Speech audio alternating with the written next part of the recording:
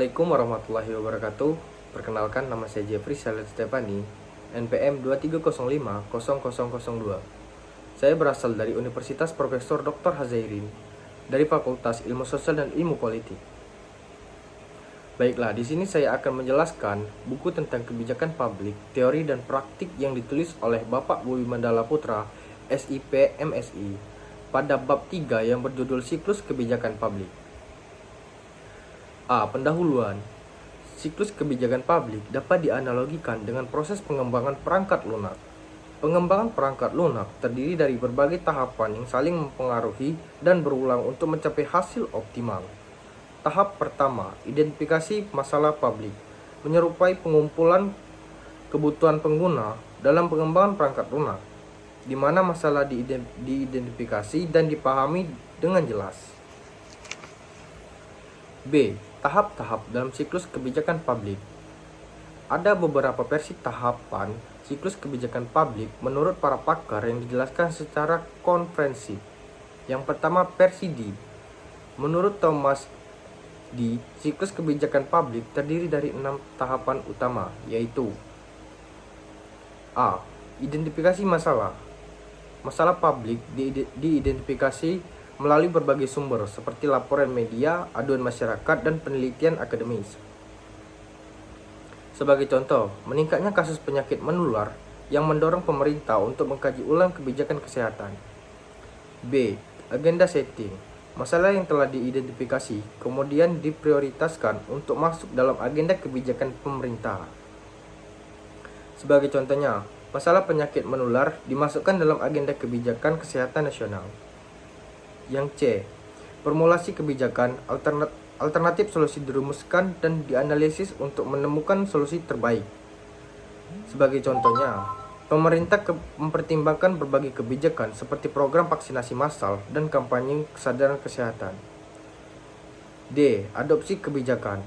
Kebijakan yang telah diformulasikan diadopsi melalui proses legislatif dan persetujuan eksekutif.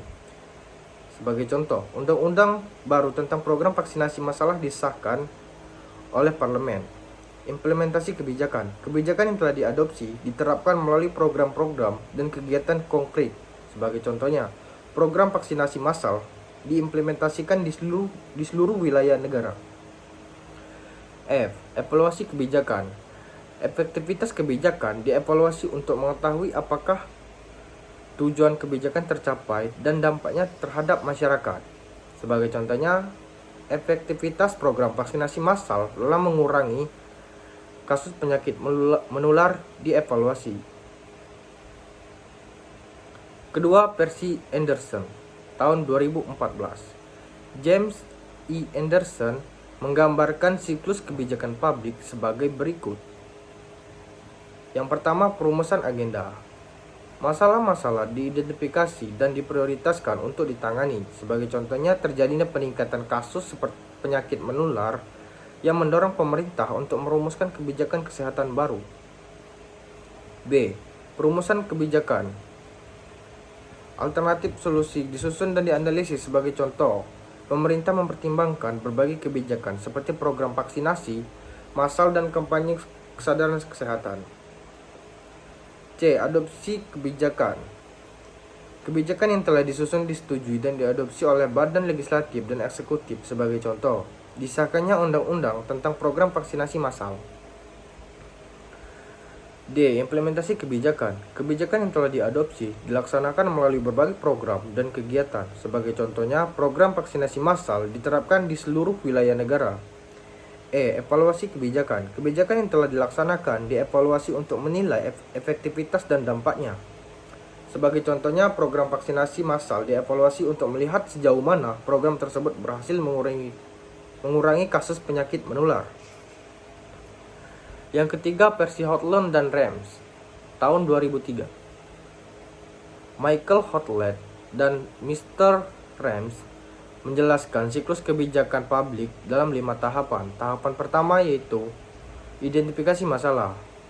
Masalah-masalah publik diidentifikasi dan dikaji. Sebagai contohnya, meningkatnya kasus penyakit menular yang mendorong pemerintah untuk mencari solusi. Tahapan kedua, formulasi kebijakan.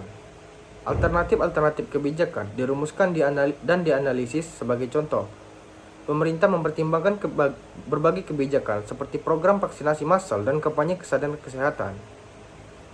Tahapan ketiga, pengambilan keputusan. Kebijakan yang telah dirumuskan diambil keputusan oleh pihak berwenang.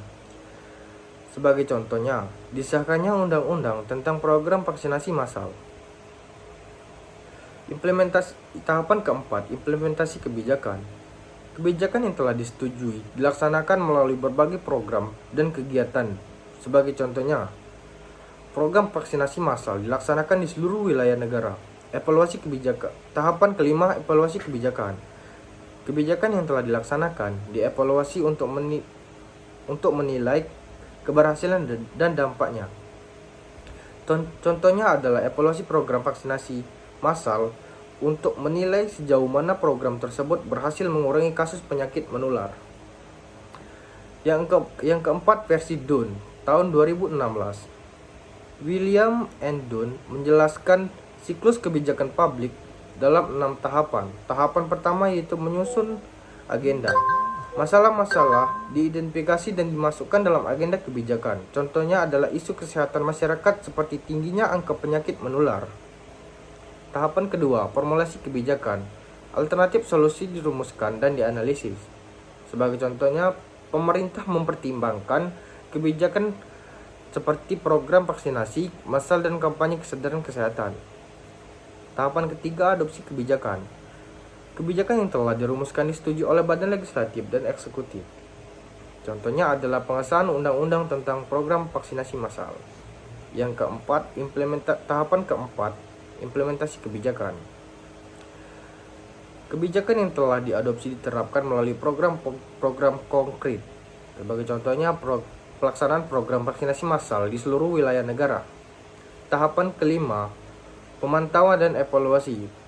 Pelaksanaan kebijakan dipantau dan dievaluasi untuk menilai efektivitas. Contohnya adalah evaluasi program vaksinasi massal untuk melihat dampaknya terhadap penurunan angka penyakit menular.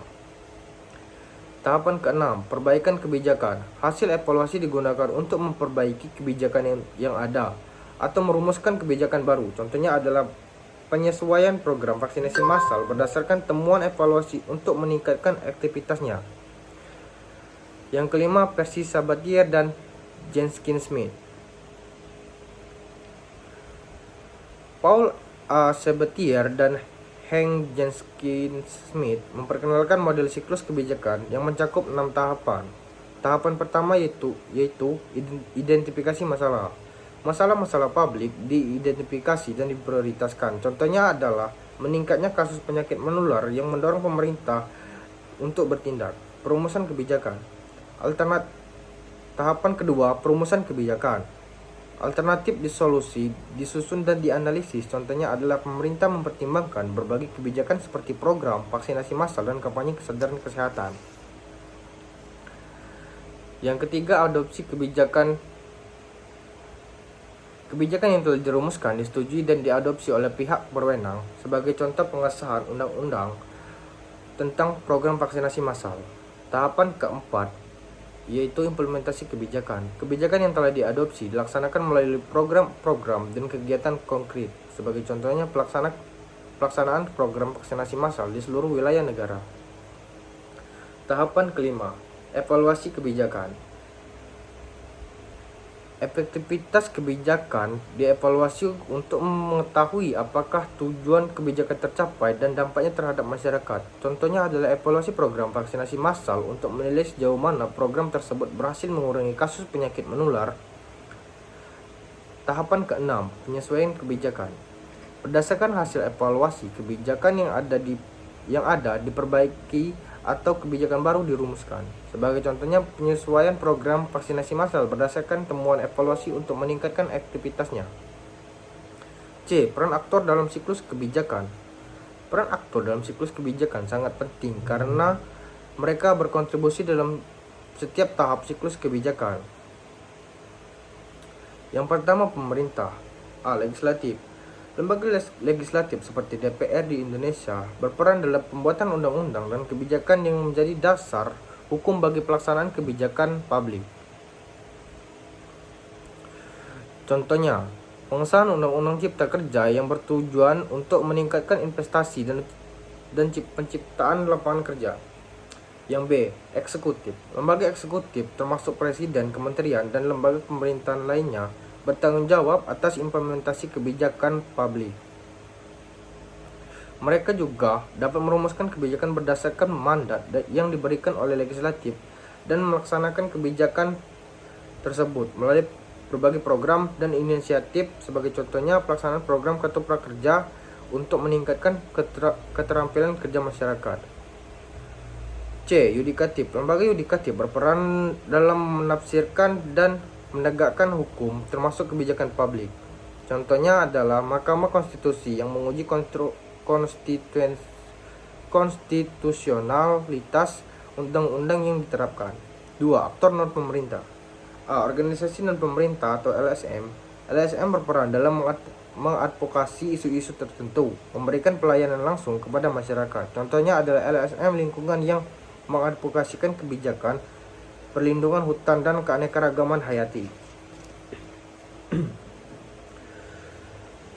B. Sektor swasta. Sektor swasta dan bisnis berkontribusi pada kebijakan publik melalui investasi, inovasi, dan tanggung jawab sosial perusahaan. Contohnya adalah perusahaan teknologi yang bekerja sama dengan pemerintah untuk mengembangkan infrastruktur digital. C. Akademisi dan penelitian. Akademisi dan penelitian menyediakan analisis berbasis bukti, penelitian, dan rekomendasi kebijakan yang membantu pemerintah dalam merumuskan kebijakan yang efektif dan efisien. Contohnya adalah penelitian akademisi yang menginformasikan kebijakan pengetesan kemiskinan untuk mengatasi masalah kemiskinan. D. Media. Media memainkan peran penting dan menginformasikan masyarakat tentang isu-isu kebijakan, membentuk opini publik, dan mengawasi pelaksanaan kebijakan oleh pemerintah. Sebagai contohnya, media yang melaporkan kebijakan, program bantuan sosial, dan mengekspos kasus-kasus penyalahgunaan dana.